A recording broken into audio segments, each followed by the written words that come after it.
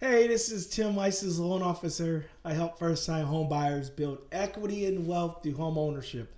Today is part 2 of a video, how to understand a loan estimate and a closing disclosure.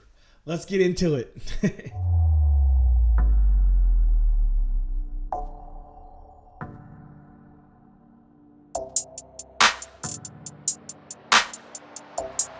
All right, so I shared my screen here, and this is part 2.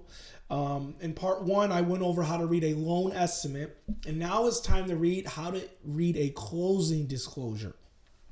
And I'm going to just zoom in a little bit here just to make it a little bit easier for you to read. So a closing disclosure is something you will get anywhere from 7 or 10 days before you actually finalize your purchase or refinance.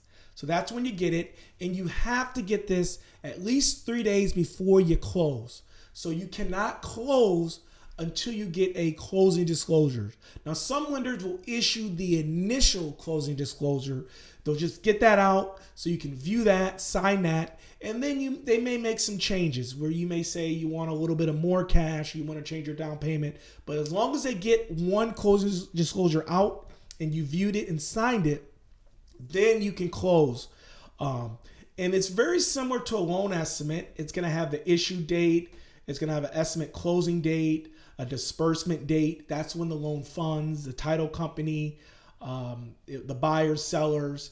And it would not be no sellers if it was a refinance. And then same thing over here. It's going to have the loan type, 30 years, fixed rate, purchase, loan type, loan amount, all that. And it's pretty similar to the loan estimate. As you see here with this loan amount, can it change after closing? The rate, can it change after closing? Same thing. It's really similar. You look at part 1. The only real difference to the closing disclosure would be the page 2. So page 2 looks different, but it's pretty similar. Section A is what the lender charge.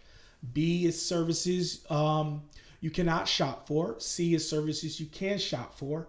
Also, what's different is that sometimes you can pay for things before closing. What you can pay before closing would be maybe appraisal. That will be over here. Also, changes. It has to list some changes here. So it looks different, but it's real similar.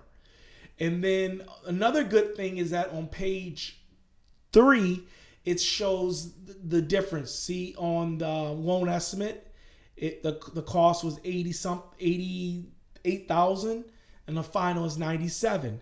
And it talks about this and that, and it just compares them both. Now these numbers should be pretty similar.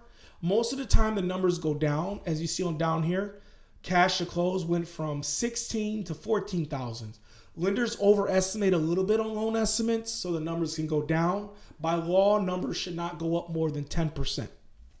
And then it's just some more details about the summary of the transaction that the loan estimate doesn't have there. And I could go in detail on all these, but as you see, from borrower, 14,000. So that's the money he would have to bring to close the loan. And then the same thing, additional information about this loan. It breaks down this stuff, which is the escrow, and just some more stuff about partial payments and lenders and things like that. And then this is the page 3 of a loan estimate. If I can find it here. Let me see here. This is the loan estimate. So you see page 3, it says other comparisons and things like that. That's the same thing. So the closing disclosure, or CD, is a little bit longer, as you see here. And it'll list all the parties involved, and then you'll sign it. But that's how you read it. And this is basically the same thing here as this here. That they just updated that over here.